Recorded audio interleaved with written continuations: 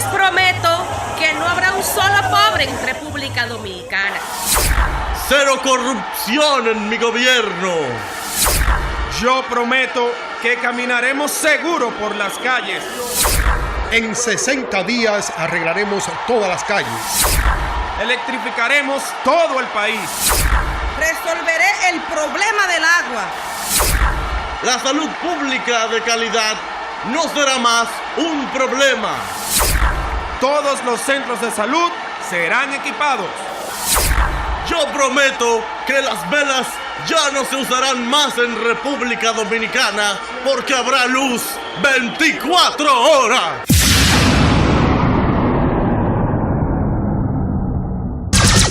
Son 106.5.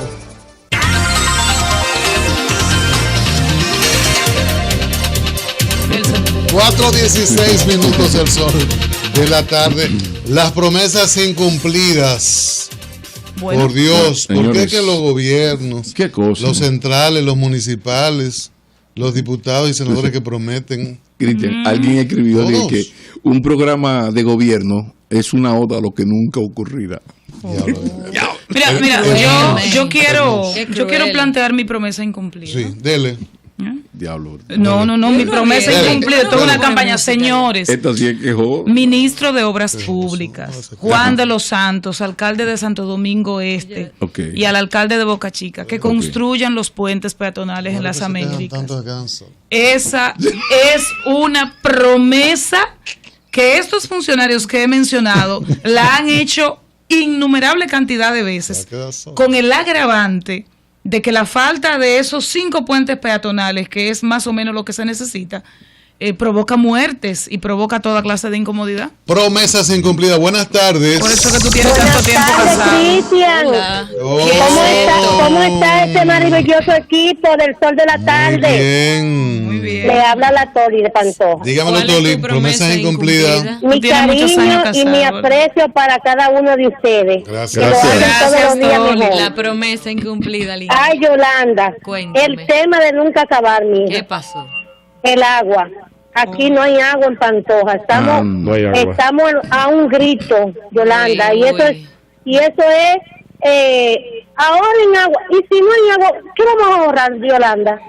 Nada. ¿Qué vamos a ahorrar agua?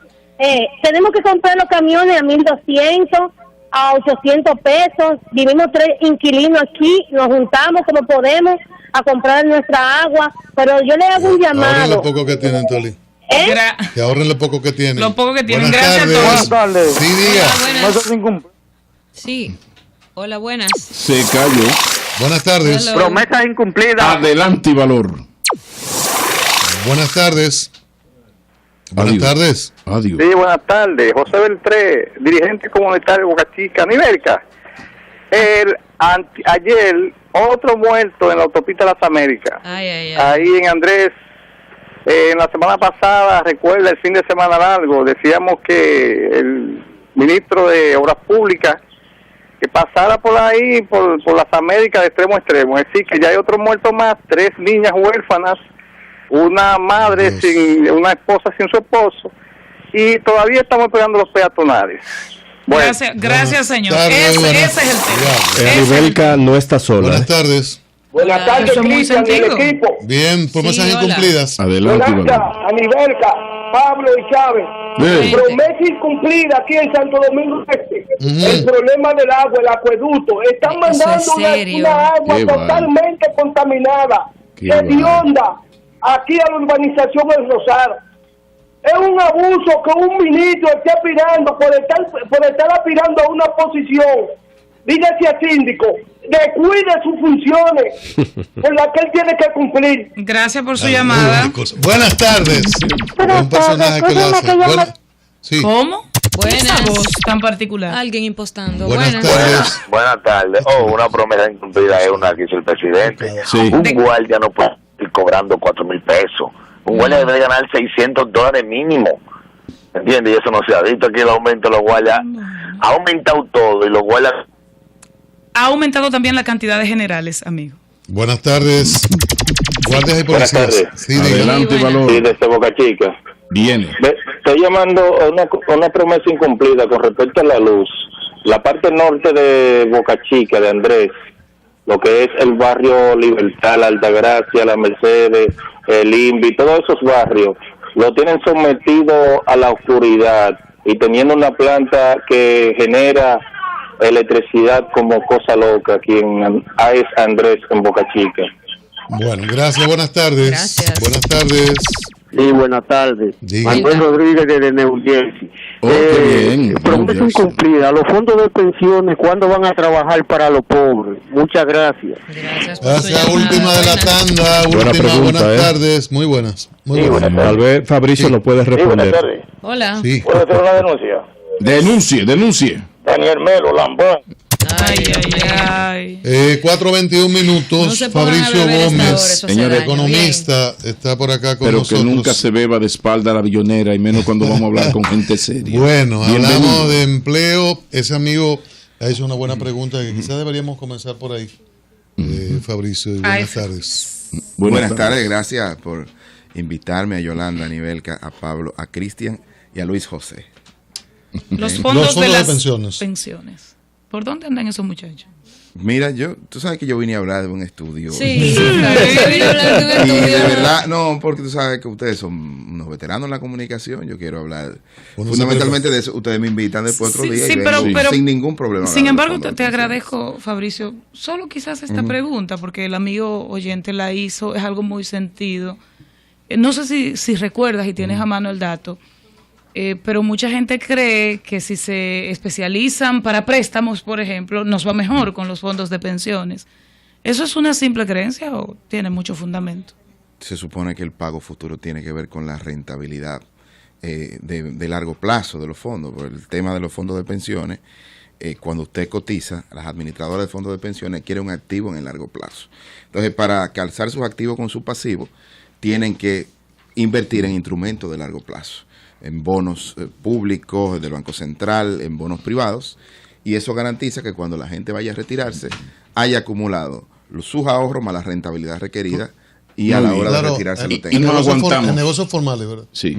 Y nos aguantamos las ganas de continuar con ese tema, porque tenemos aquí el extracto del informe final de un trabajo que ustedes hicieron, el impacto del sector informal en la economía dominicana. No voy yo a citar los datos, sino a una conclusión para recibir tu comentario. Estamos jodidos con esto del trabajo informal. En el país no se genera trabajo, empleo formal, empleo de verdad que cotiza, apenas 48,000 empleos en 10 años, el 65.3% del mercado laboral está en la informalidad. Entonces, la pregunta, ¿qué se sugiere? ¿Cuáles medidas pueden tomar el gobierno junto al CONEP para romper con este círculo vicioso de que la economía dominicana allanta mucho porque crece y mucho PIB y muchas cosas, pero a la hora de la verdad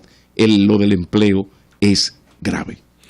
Mire, yo comenzaría diciendo, refiriéndome a un tema en la última asamblea de la CEPAL que dio unos lineamientos, le voy a enviar el documento, que tiene que ver con el tema de los pactos. Y en eso nosotros vamos como caminando, ¿no?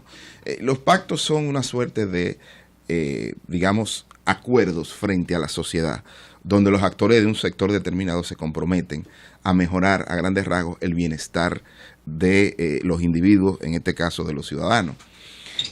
Yo pienso que aquí tenemos que hacer un gran pacto por el empleo, pero ese gran pacto por el empleo no solo debe incluir una modificación del código, que tiene que ser una de las patas. Otra tiene que ser el tema de la inversión privada y la sinergia con el sector público, es decir, identificar cuáles son los sectores que tienen en los próximos 10, 15 años oportunidad de crecimiento. Y en esos sectores, pues comenzar a concentrar la inversión y a ver cómo se impacta mejor el empleo formal. Y una tercera pata, que ahí sí tenemos la capacidad de intervenir las academias, es mejorar la instrucción y la educación para el trabajo de nuestra fuerza laboral, que es donde está el serio problema, porque el nivel de instrucción promedio de nuestro país es relativamente bajo. Fabricio, necesito situarme. Ya. ¿Qué es empleo o qué se considera empleo informal en República Dominicana? ¿Por dónde andamos? Sí. El empleo informal, ustedes lo ven todo, o sea, son muy visibles. Los que se levantan muy temprano, y aquí tengo yo uno que lo veo. No, puede observar que aquí hay una serie de ciudadanos que apoyan desde muy temprano el funcionamiento de la economía diaria. Sí. Es decir, desde un motoconchista que está esperando al obrero para transportarlo, del que vende yaniqueque en la esquina, desde la señora del café, a las 4 de la mañana. Los salones de belleza que comienzan a funcionar a las 5 de la mañana, el frutero. Bueno, esas personas son los que mueven a grandes rasgos la economía dominicana en mayor porcentaje. ¿Cuál es el problema de ellos? El problema de ellos no es solo el tema del sector donde trabajan, sino que no tienen condiciones laborales adecuadas. Sus condiciones laborales son muy precarias. Están fuera del sistema. Y que incluso un accidente laboral puede conducir a una caída fuerte del ingreso familiar. Es decir, esa gente que todos los días sale a trabajar y a buscar el diario, un accidente laboral puede ser que provoque que su casa llegue a nada, o sea, no llegue un peso o no pueda mantener a su familia. O una apendicitis lo puede llevar a la quiebra. En otros países hay niveles de informalidad iguales o incluso superiores al nuestro. Caso Perú, por ejemplo, ¿no? Han logrado incorporar a una gran parte de los informales en la protección social, en los sistemas de seguridad social, que esa es nuestra falencia. Es decir, cuando tú ves a esos trabajadores, no tienen ni seguro de salud, mucho menos de riesgo laboral, en un país donde la siniestralidad en términos de tránsito es impresionante. Claro. El principal factor de muertes. Es el principal factor de muerte en nuestro país. Entonces, imagínense con esa siniestralidad, ¿qué va a suceder al padre o a la madre que sea jefa de hogar, que lleva todos los días recursos a su casa? Eso lo condena a la pobreza y a la exclusión social. Entonces, yo creo que esa es la preocupación fundamental del estudio, que fue un estudio donde investigamos y fuimos a 406 estructuras productivas en la capital, o sea, en el Distrito Nacional, la provincia de Santo Domingo y en Santiago. Y ahí, pues, encontramos unos resultados importantes. Un momentito, es para pedirle solo un dato. ¿Cómo está la relación de empleo formal, empleo informal en estos momentos en la economía? Sí, mira, en la encuesta nacional de fuerza de trabajo del Banco Central mide 2 veces al año el tema del mercado laboral. En octubre del 2012, el 56% de los perceptores de ingreso en el mercado laboral trabajaban en el sector informal. En la publicación hacemos referencia a un estudio que se había hecho, porque cuando el Banco Central mide la informalidad, pone dentro de ese universo a los servidores públicos. Entonces, ¿qué hicimos ahí? Extrajimos a los servidores públicos para, de alguna manera, ver cuál es la capacidad de nuestro modelo de desarrollo económico y social de generar empleos formales en el sector privado. Y ahí se metió. Entonces, ahí aumentó de 56 a 65.3. Wow. Entonces obviamente, es un tema preocupante. O sea, perdóname, para llevar la conversación, cuando aquí estamos hablando de condiciones para el trabajador, o hablamos, por ejemplo, aumento del salario mínimo, el asunto ahora de la cesantía, o sea, estamos hablando del 35.6% de la gente que trabaja. Estoy sacando, por supuesto, a la gente que trabaja en el Estado. ¿Estoy en lo correcto? Sí, pero aquí hay un tema de fondo que tenemos que comenzar a tratar. La gente no es buena o es mala porque trabaja en un sector o en otro. El tema es a qué se condena cuando trabaja en un sector versus otro. Claro. Porque una persona con instrucción puede trabajar en el sector informal. Seguro. Y no tiene ningún problema. Más de uno de los que estamos aquí somos pluriempleados, es decir, y somos profesionales liberales. Ese no es el problema. El tema es la mayoría de las personas que tienen un nivel de instrucción relativamente bajo y que no disfrutan de los beneficios de la regulación laboral, porque no lo hace efectivos. O sea, los que están en el sector informal sí tienen los mismos derechos. Ahora, esos derechos no se hacen efectivos, porque, para que ustedes tengan una idea, de los que encuestamos, a los los propietarios dijeron en un 86% que pagaban menos de 10,000 pesos mensuales a sus empleados. Y de esos, un 54% dijo que pagaba 7,000 pesos o menos. Fabricio, desde el gobierno, con Danilo Medina a la presidencia, una de sus proyectos interesantes es democratizar un poco el tema del préstamo a través de banca solidaria. Y bueno, yo de repente vendo batatas al borde de la carretera Duarte y tengo derecho a que usted me dé un préstamo. Eso está ocurriendo y tiene un impacto positivo. Sin embargo, estas personas no tienen un mayor nivel de requerimiento, un mayor nivel de requisitos, y el que es informal puede accesar a ese préstamo, pero va a seguir siendo informal. Entonces, no sería prudente tener como a un intercambio, porque nada desde el gobierno no se me estimula a salir de la informalidad. Y en este caso, me estás dando herramientas para seguir trabajando, pero en la informalidad. Mira, el presidente de la República es un profesional de la economía y la finanza. Esos viajes a los domingos a la zona rural lo mueve, entre otras cosas, su preocupación por el empleo. Porque en el sector rural es donde el desempleo alcanza niveles incalculables. Entonces, cuando va, trata de reconstruir o rehacer estructuras productivas que estaban abandonadas por falta de financiamiento, por un tema de gestión, o por encontrar, porque no tienen mercado. Y lógicamente está tratando de hacer eso en ese punto. Un elemento importante que ha sido una de las propuestas plausibles ha sido de mejorar el clima de negocio de las MIPYME, permitiéndoles ser suplidoras del Estado. En principio, esa es una de las preguntas que hicimos, cuando le preguntamos a los propietarios de las MIPYMES, ¿son ustedes o es usted suplidor del Estado? Solamente un 7% dijo que era suplidor del Estado. Hicimos una pregunta cruzada porque a veces la microeconomía del negocio hay que verla ahí. Cuando le preguntamos, en caso de usted no ser suplidor del Estado, ¿le gustaría hacerlo? El 48% dijo que no. Que no, porque eso implicaba una formalidad, unas reglas. Que para ser suplidor del Estado hay que tener un RNC y hay que tener una certificación de la Dirección de Impuestos Internos de que se está al día en el pago de impuestos. Y entonces no es un tema. El gobierno o el Estado le dificulta hacerse formales, o es un instinto de evasión o una incapacidad operativa para seguir adelante y se pague impuestos. No es una práctica de evasión. Sí mejora el clima de negocio que te hagas suplidor del Estado, porque tú estás abriendo un mercado que no tenías. Eso sí aumenta. Y una de las propuestas que se ha hecho, que hizo el director general de Impuestos Internos el año pasado, era ver cómo a los suplidores del Estado, se hacía un programa piloto con los suplidores del Estado, comenzando con las MIPYMES, para hacer que pagaran impuestos por el método de lo percibido y no de lo devengado, para no afectar su capital de trabajo. Porque es que esas estructuras productivas son muy sensibles a variaciones en su capital de trabajo. Fabricio, finalmente esto fue planteado en una reunión del Consejo para el Desarrollo Estratégico de Santiago. La informalidad es lo que provoca que aumente la delincuencia, la pobreza y la deserción escolar en la República Dominicana. ¿No resulta esto un tremendismo? Bueno, parece que yo sé que la informalidad, por números y por investigaciones que hacemos, la cara de la informalidad es la exclusión social y la pobreza. Y eso está claro porque sale en todos los estudios. Lo otro tendría que medirlo porque no tengo una relación tan directa como eso.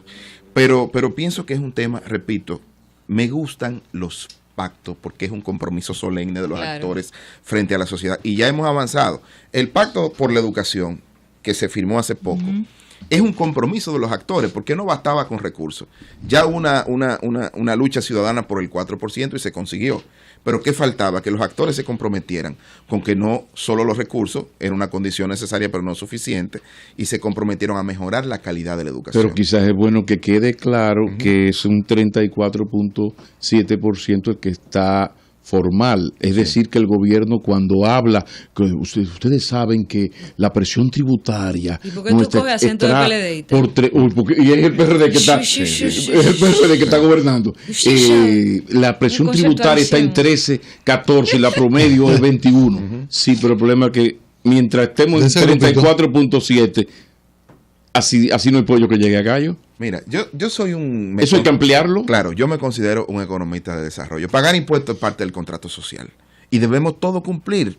¿Por qué hay que pagar impuestos? Porque el Estado necesita hacer su Fabricio, papel. anexa ahí las 3 principales recomendaciones del estudio para que concluyamos a invitarte en otro momento. Ok. Anexa a esa respuesta que estabas dando. Necesitamos, los contribuyentes tenemos que pagar impuestos. Esa es parte del contrato social. Claro, debemos actuar en las dos partes de la ecuación. Exigir que el gasto público tenga mejor calidad. Yo creo que hay que actuar en esas dos partes.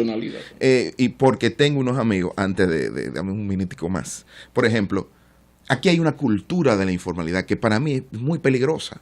No tiene que ver solo con esas estructuras productivas. Usted va a un médico y te cobra por la consulta en efectivo, no te permite pagar con tarjeta de crédito y no reporta, y ese no es pobre y tiene un nivel educativo bastante alto. Es un culto a la desorganización. Entonces, aquí hay negocios importantes. Claro, entonces, esa cultura de comenzar a hacer actividades fuera de la regulación. Un muchacho que trabaja en una empresa de telecomunicaciones y que va a outsourcing a tu casa, que sabe que se te dañó el cable o el acceso al internet, que te dice, mira, yo vengo el sábado en la tarde porque te sale más barato.